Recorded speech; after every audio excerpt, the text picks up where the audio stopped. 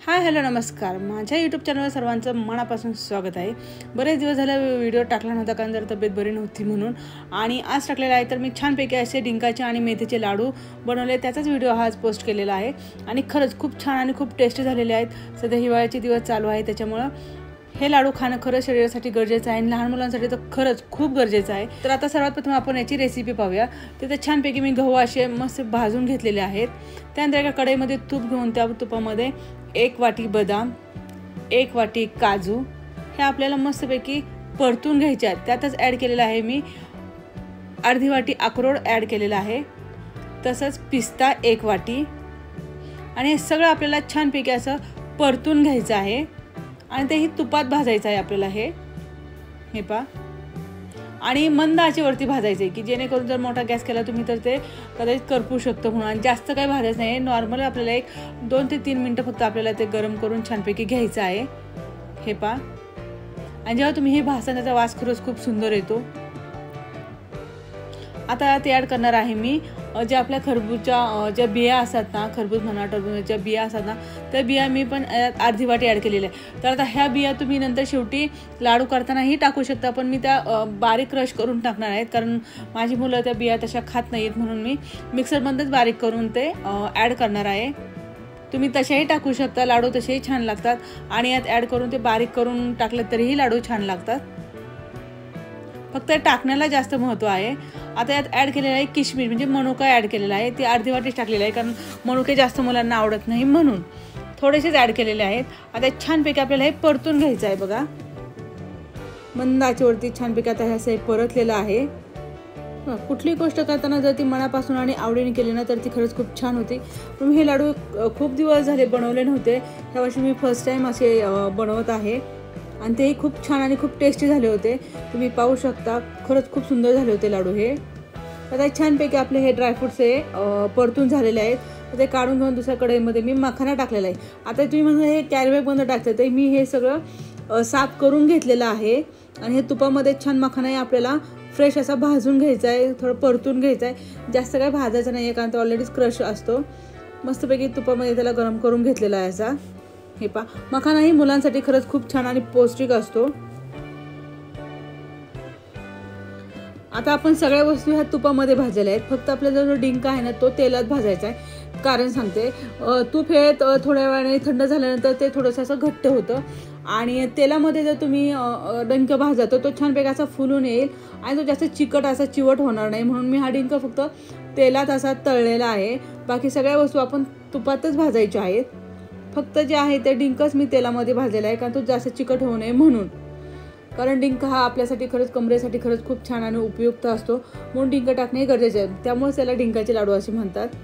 डिंक आणि मेथी हे आपल्या शरीरासाठी खरंच खूप छान आणि उपयुक्त असतात. हे झालं, याच्यामध्ये टाकलेली आहे थोडीशी खसखस टाकलेली आहे, तीही आपल्याला परतूनच घ्यायची. छानपैकी अशी मंद आचेवरती भाजून घ्यायची आहे, कच्ची टाकायची नाही आहे. आणि हे सगळं मी मिक्सरमधून बारीक करून घेणार आहे. तर हे जे मिश्रण आहे ते आहे 1 किलो खारीक आणि 1 किलो खोबरं यांचं. तर खारीक फोडताना काय करायचं, थोडंसं त्यातले बिया काढायच्या सगळ्या आणि त्या उन्हामध्ये 2 ते 3 तास कडक वाळून द्यायच्या. आणि नंतर जे खोबरं आहे तेही तुम्ही चांगल्या क्वालिटीचं आणायचं कारण त्याच्यामध्ये बरेचसे जर खवट वगैरे लागलं तर सगळे लाडूचं खराब होतील म्हणून. तर हे मी दोन्ही पण गिरणीवरनं दळून आणले होते. त्याला काही गरम करायची वगैरे काही गरज नाही कारण नंतर आपण तो परतून घेतच असतो. आता हे जे आपण बाकीचे जे ड्रायफ्रूट्स केले होते त्याची पेस्ट करून घ्यायची आहे आपल्याला आणि ते छानपैकी असे मिक्स करायचे आहे. हे पहा, आता कोणी कोणी काय करतं, जे ड्रायफ्रूट्स आहेत ते अर्धे किंवा एक थोडंसंच क्रश करतात, जास्त क्रश करत नाही. पण मी पूर्ण क्रश केलेलं आहे कारण मुलं तशी आवडीने खातात म्हणून.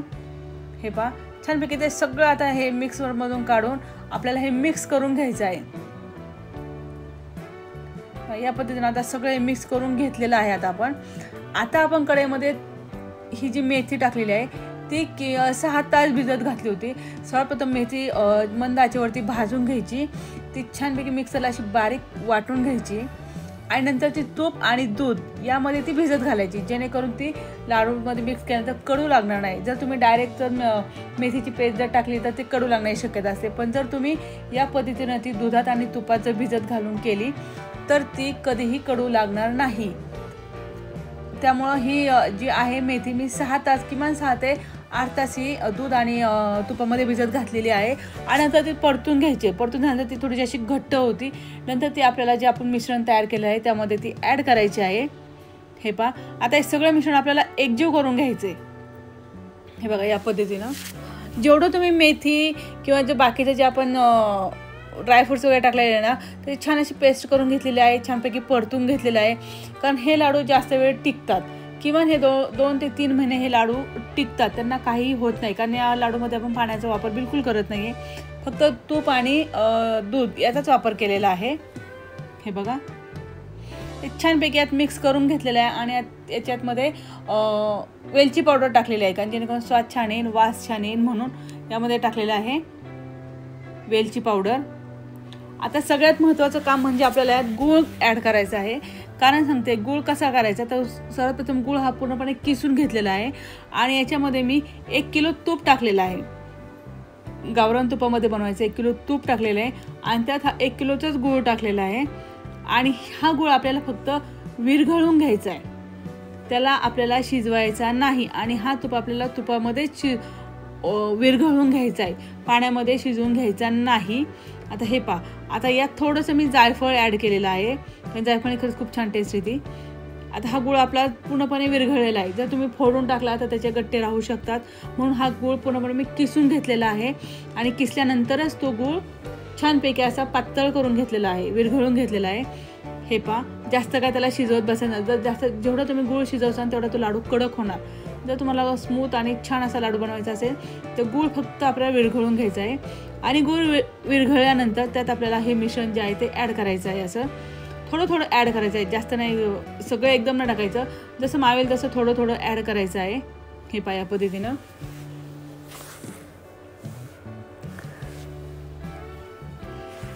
कारण हे लाडू आपल्याला गरम गरम बांधायचे आहेत, थंड झाल्यानंतर ते कदाचित भरभरीत होऊ शकतं, त्यामुळे हे आपल्याला गरम गरमच बांधायचे आहेत. आता सगळं मिश्रण एकत्र करून झालेलं आहे. पाक पण आपला छान तयार झाला होता. पाक म्हणण्यापेक्षा आपण तर फक्त गूळ आपण विरघळून घेतलेला आहे, तोही छानपैकी असा त्यामध्ये एकजीव झालेला आहे. सगळं मिश्रण एकत्र केलेलं आहे आणि हे पहा अशा पद्धतीने आता आपल्याला हे लाडू वळायचे आहेत.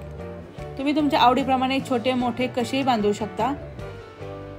थोडंसं गरम असं थोडंसं नॉर्मली बांधू शकता. खरंच पूर्ण घरभर वास सुटला होता ड्रायफ्रूट डिंका आणि मेथीच्या लाडूचा. खूप सुंदर लाडू झाले होते, पाहू शकता. कसं असतं, मुलांना बिस्किट चॉकलेट हे देण्यापेक्षा एखादा लाडू दिला ना तर त्याला आवडीने खातो, पौष्टिक पण असतो, त्याच्या शरीरासाठी चांगलं पण असते आणि थंडीचे दिवस आहेत त्यामुळं हे लाडू खरंच खूप भारी आहे. टेस्टला पण छान झाले होते. तर पाहू शकता आपले हे लाडू किती सुंदर आणि किती छान दिसतात. इथे एकच नंबर झाले होते लाडू. तर थंडीचे दिवस चालू आहेत, तुम्ही हे लाडू नक्की करून बघा.